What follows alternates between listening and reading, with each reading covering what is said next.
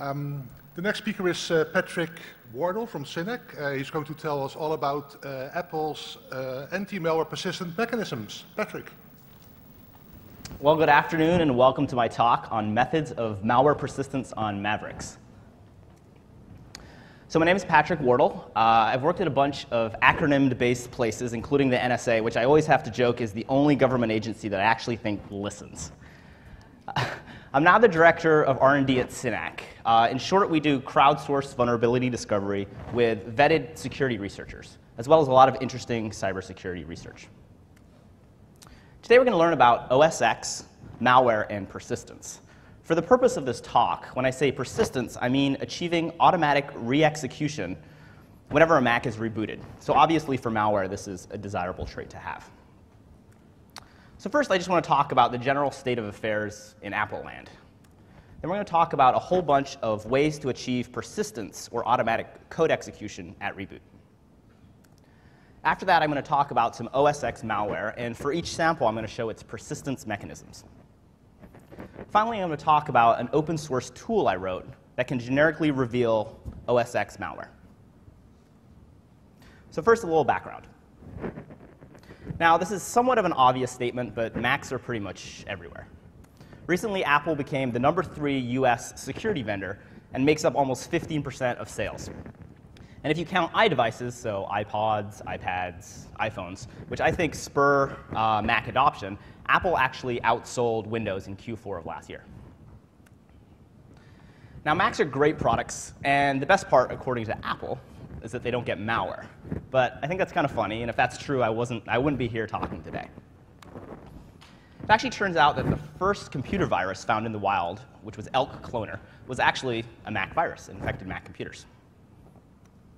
Since then, Mac malware has flourished. Last year alone, there were 30 new OS X malware families, with some even infecting the corporate systems of companies such as Apple, Facebook, and Twitter. That must have been pretty embarrassing for Apple. More worrisome, at least to me, recently there have been several successful targeted attacks, specifically against OS X users, for example, Tibetan nationalists. This, to me, illustrates that, if needed, OS X can be easily penetrated by a skilled attacker. Now, Apple has recently introduced a myriad of security enhancements or anti-malware mitigations. To me, this essentially confirms that OS X malware is a real issue. Now, Apple claims that these measures are proactive, but I think in reality they're more reactive. So these security enhancements include XProtect, which is Apple's built-in antivirus product, Gatekeeper, which verifies downloaded software, sandboxing, which prevents apps from accessing OS-level components, and code signing checks, which is a mechanism where all signatures are verified and only signed kernel extensions, or KEXs, are allowed to load. So Apple wants you to think that OS X users have nothing to worry about. Well, unfortunately, several of these mechanisms can be trivially bypassed, and others can actually be avoided altogether. Now, there's more information about these bypasses in the conference preceding paper, but I wanted to briefly discuss some of them here as well. So XProtect detects malware via static signatures. This is really lame because it means that new, or in some cases even recompiled malware, won't be detected. A lot of the checks are just done by hash or a file name. So if you recompile the binary, rename the malware, XProtect is not going to detect it. Gatekeeper only checks unsigned binaries that have a quarantine bit set. Now, this bit has to be explicitly set by the downloading application, for example, Safari. Unfortunately, this means that persistent payloads that are downloaded via a drive-by exploit attempt won't be blocked, because obviously the shellcode is not going to add that quarantine bit. Also, an attacker can simply sign their malware, and then Gatekeeper won't even look at it. The OS X sandbox is actually a pretty good idea and decently secure. However, currently it's an opt-in security measure, so not everything's protected. And also recently there have been several CVEs, mostly thanks to Google, the zero-day project, related to bugs that could be used for sandbox bypasses. And finally, there's code signing. So while the OS will detect and block modifications to signed binaries, I found out that if you unsign a binary and then do whatever you want to it, for example, infect it, inject some viral code, the OS will blindly run it. It won't say, hey, this used to be signed and now it's not. It just says, oh, it's not signed, I'll run it. Also, for kernel extension verification, the signature verification actually occurs in user mode, which is just absurd. So I know of at least 3 distinct ways that you can trivially get the OS to load an unsigned kernel extension. So kind of bad. So sure, Apple is one of the most valuable companies in the world, but from a security point of view, the current situation is kind of bleak. In short, there's a lot of Macs, and the anti-malware mechanisms are pretty feeble. Also, there's a lot of OS X malware that I'll be talking about, and there's limited tools to detect or analyze this malware. However, I think if we identify persistence mechanisms and look for how malware abuses these persistence mechanisms, we can definitely protect ourselves. And also, a new open source analysis tool can help us as well. All right, so now let's look at a comprehensive list of ways that the Mac startup process can be abused to achieve persistence. Starting at the lowest level, there's several options. Now, these options are pretty complex, and a lot of times they're hardware or even model specific.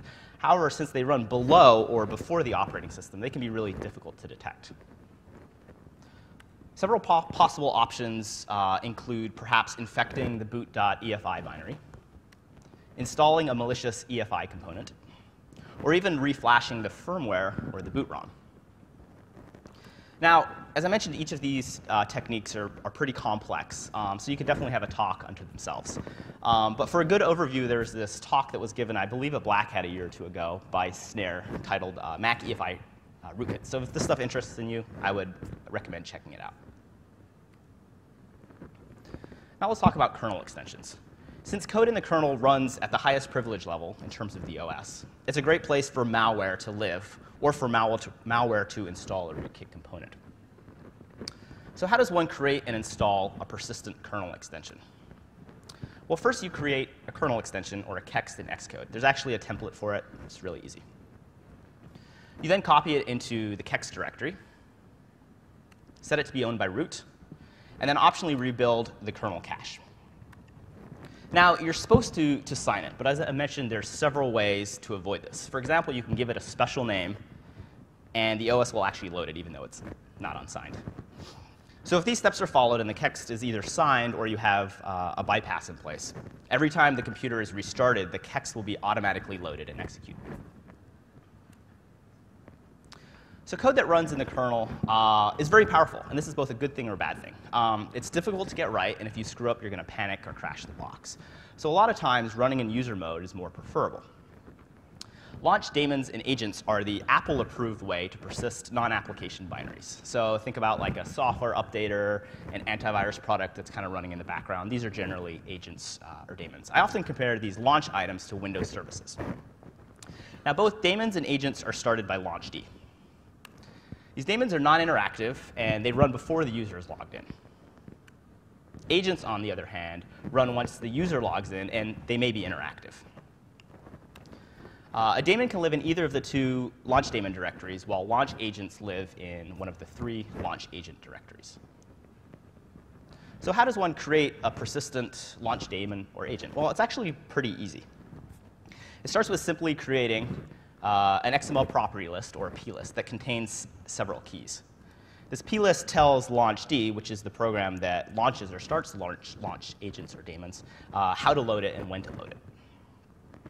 Some of the important key value pairs include the label, which identifies the launch item, the path to the binary image, and then a key such as run at load, which if set to true, ensures automatic execution by the operating system. Now, if you save such a file like this into either one of the launch agent or launch daemon directories, the launch item will be automatically started each time the box is restarted. So pretty straightforward. Another persistence mechanism is cron jobs. Linux or BSD users are probably familiar with cron jobs. Make it really easy to execute a command or a script at a certain interval. And these work great on OS X as well.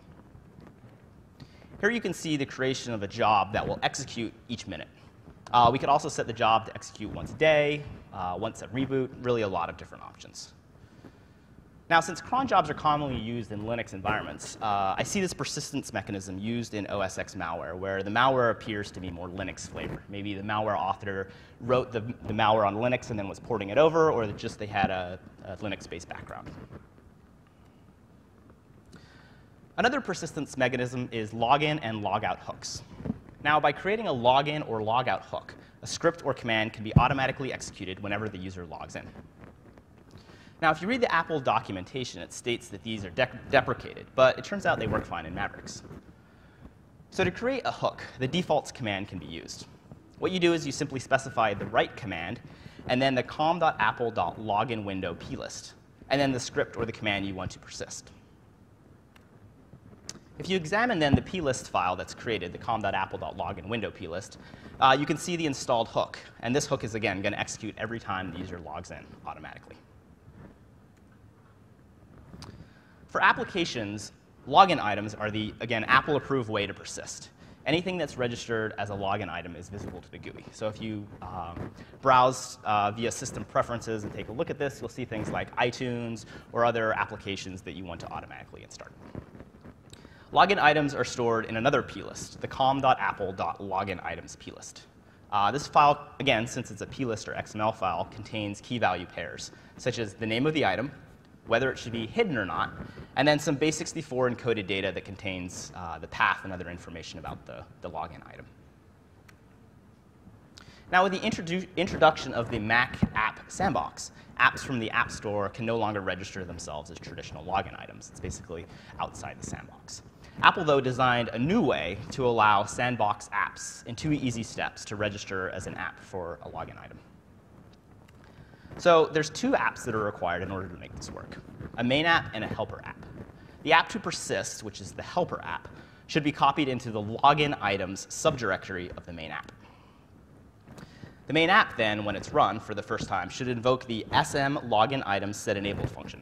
This will persist the helper app and ensure it automatically is executed whenever the user logs in.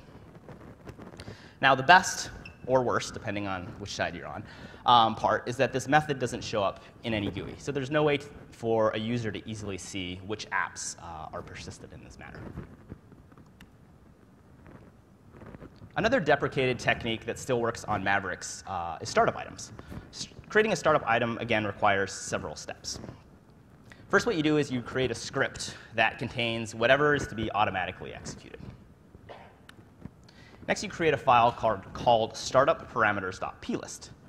This should contain a provides key that contains the name of the script that you created in step 1. You take both of these files and place it in a folder in one of the 2 startup item directories. Now, it's important that this folder must have the same name as the script. So in this case, persist. If these steps are followed, the script will be automatically executed every time the computer is restarted. Another BSD technique that also works on OS X and can allow a script or a command to automatically execute are RC scripts. The RC common file can be edited, and if you put in malicious commands, they will be automatically executed every time the computer restarts. Again, since this is a Linux-y type technique, I've seen this used in OS X malware that's either cross-platform, so it's designed to work on both Mac and Linux, or malware that's being ported from Linux to OS X. Yet another persistence mechanism has to do with launch control, which is a system program that interfaces with LAUNCHD. So when a Mac starts up, launch control looks for a file named LAUNCHD.CONF within the etc directory. And if it finds this file and there's any commands in it, it'll execute them. Now, these have to be launch control commands, so they can't just be shell commands or a path to your script. However, there's this one launch control command, which is bsexec. And that can execute any shell commands or other scripts. So this is perfect, because now we can put any command or any script we want, and every time the box reboots, it'll be automatically executed. You can also set global environment variables here. So there's a legitimate purpose for this, but an attacker or a malicious adversary could also use this to gain persistence. Apple also provides a nice way to automatically load a library whenever a process is started. This is done by setting the dy-ld insert libraries environment variables. If you're familiar with the ld preload environment variable in Linux, this is basically the same thing. So when you're targeting an application, for example, here we're targeting Safari, This environment variable should be set within the ls environment key, within the application's info.plist. If this is set, every time Safari is executed, the OS will automatically load the dynamic library into the address space of Safari. Now for launch items, so for daemons or agents, you can set the same value, but it has to be under the environment variables key. And then the same thing, anytime that launch item starts, the dynamic loaded library will be loaded into the address space. Now, it's important to know that since this technique was abused by a lot of OS X malware, Apple now disallows or ignores it for all signed binaries. So pretty much all of the operating system binaries which are signed, or all of Apple's binaries, if you try to set this environment variable, it'll just be ignored. However, if the signed binary is unsigned, the binary will still run, and the dynamic load library will still be automatically loaded. So again, if we want to target Safari, we can just unsign Safari, set this key, and now anytime the user starts Safari, our malicious dynamic library will be automatically loaded. So I kind of like the old school virus writers. I enjoyed reading 29A growing up. And I always kind of like their creative infection techniques. However, since OS X detects and blocks the loading of signed executables that have been modified, for example, infected, it's really not much of a surprise that there's not a lot of persistence techniques that deal with infecting binaries, at least on OS X. However, since we showed that you can unsign a binary and then it'll still run, binary infection might be coming back in style. Now, there's a lot of ways to infect an OS X binary. You could probably give a talk on all the different mechanisms. The simplest way was described by Roy G. Biv, one of the 29A guys. And what it does is it injects some viral code into the application, then hijacks the entry point to point to the viral code. I mean, this is really just binary infection 101.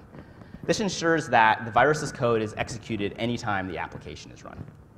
So he released a write-up about this that you can find on VX Heavens. So if you're interested more in binary infection techniques for MACH-O or OS X binaries, I would recommend checking that out. Now, the final persistence mechanism I'm going to talk about today is more of a generic class. So many applications, such as browsers, support plugins or dynamic libraries that will be automatically loaded whenever the application is run. Now, of course, this is a great way to legitimately extend the functionality of programs. There's a ton of great browser extensions or plugins out there. But malware can and has abused this functionality, especially as a lot of times these plugins or extensions work across multiple platforms or OSs. So if you write a malicious Chrome plugin, it's probably going to work pretty much the same on Windows and Mac. You don't have to do a lot of code changes. All right, so we've talked about a lot of ways that malware could persist on OS X. So now I want to show some actual OS X malware and identify how it really does persist. So a year or two ago, somebody, the Chinese, began emailing malicious OS X Word documents to various Tibetan nationals who use Macs. Now, the payload of these attacks was named CALLME. This malware was, pretty basic, provided some infillextil capabilities and some remote code execution, but it did persist as a launch daemon. Its persistent installation can be viewed if you run it in a VM with the FS usage tool, which is kind of like FileMon on Windows. If you look at the slide here, you can see that once the malware is finished installing, you can see the plist it created, which is realplayerupdate.plist. And it's binary. This will be set to automatically execute every time the computer is restarted. Now, the malware that accumulated the largest number of Mac infections of all time is Flashback. Flashback exploited a known but unpatched Java bug that infected users via the web. Basically, Apple took forever to release a patch, so people started exploiting it. Flashback persists as a launch agent, which I think it's kind of funny, was named Java Update, or JU Update. As the run at load key is set to true, the malware will be automatically started at each reboot. Another piece of OS X malware is Crisis. Now, according to online analysis, Crisis is a piece of OS X malware that was used by nation states. It's pretty sophisticated and actually even has a rootkit component to hide processes and files. This is pretty rare for OS X malware. You don't see that a lot. So in this slide is some pseudo disassembly from variant C, which I believe was detected at the beginning of this year. Now, this code reveals the malware building a path to a file within the user's launch agent directory. In other words, it's going to persist as a launch agent. I did find it a little interesting that this malware, which was pretty complex and sophisticated, used such a mundane, simple persistence technique. But I guess it worked, so they decided to go with it. So for a more recent OS X malware sample, the XSLCMD malware was recently reported by FireEye about a week or two ago. If you look at the disassembly, you can see the entire embedded launch agent plist. During installation, this plist is saved to disk in order to persist the malware. Interestingly, the run at load key is set to false. However, the keep alive key is set to true. So the malware will still be automatically executed every time the computer is restarted. So maybe these OS X malware writers are getting a little more creative, which I'm kind of excited about, because so far it's been a little boring. Another piece of OS X malware is JANICAB. Now, JANICAB is interesting because it's written in Python, though it is compiled for distribution. Since it's written in Python, it's actually pretty easy to find out its persistence mechanism, which is a cron job that's set to execute every minute. Now, once the malware is installed, if you run the cron tab-l command, it reveals the malware's malicious cron job. So it's really not that stealthy a piece of malware. So KitMos, those poor activists. So again, recently, a new piece of OS X malware was discovered on an activist's computer. The malware, which was named KitMos, invokes the ls shared file list insert item URL function, which you can see in the disassembly, so that the malware will be automatically added to the login items of the current user, thus gaining persistence. And this means every time the user logs in, this piece of malware will be automatically executed. If you look at the login items in the GUI, you can see the malware showing up. So again, no wonder this was caught. This is not really that stealthy a piece of malware. Mac Protector is another login item. It's a fake or rogue AV product. Kind of interesting tidbit about this. Apparently, AppleCare received 50,000 calls about this malware before they finally acknowledged it and released a signature for their XProtect product. So again, this illustrates that XProtect is really not that useful or proactive. As I mentioned, Mac Protector installs itself as a login item. Again, this means that the malware is visible in the GUI if the user goes to look. Or if you manually examine the plist where the login item is stored, you'll see the malware. So if you've ever visited a website and it tells you you need to install a plugin to view some media content, as security professionals, we're always a little skeptical of that. Sometimes there's legitimate cases, if it's QuickTime or Flash, but a lot of times it's malicious. And this is exactly what Yantu did. It basically abused this to trick users into infecting themselves. So once it's installed, it creates malicious plugins for Safari, Firefox, and Chrome. This allows the malware to be automatically executed and thus persisted whenever the user starts their browser. So the final piece of OS X malware I'm going to talk about today is named Clapsock. It's a classic computer virus in the sense that it infects binaries. It works by hijacking the entry point to point to some injected viral code. So this gives the virus persistence because anytime the infected application is run by the OS or the user, the malware's viral code will get executed first. Now, since this virus infects signed apps without unsigning them, it's really not that much of a threat. The OS won't run the signed app. It'll detect that it's been modified. So the virus really isn't going to go very far. All right, so that's it for talking about the OS X malware. Now, while researching this malware, even though I don't think I'm an activist, I don't think the Chinese government's interested in me, I was really bothered by the simple fact that I didn't know what was automatically executing on my computer. Or if there was any persistent malware on my computer, I likely wouldn't know about it. I wasn't counting on XProtect or Apple's anti-malware mitigations to protect me. So since I couldn't find a decent tool to show me everything that was set to automatically execute, I decided to write my own. So I want to talk about that today. Now, the goal of the tool, which is named KNOCKKNOCK, is simple. When I say knock knock, it should tell me who's there. So in other words, it should show me everything that is set to automatically execute when my Mac is rebooted. Now, in terms of its design, KNOCKKNOCK is open sourced and built on an extensible plugin architecture. Now, it should be noted that KNOCKKNOCK lists all binaries that aren't signed and owned by Apple that are set to automatically execute.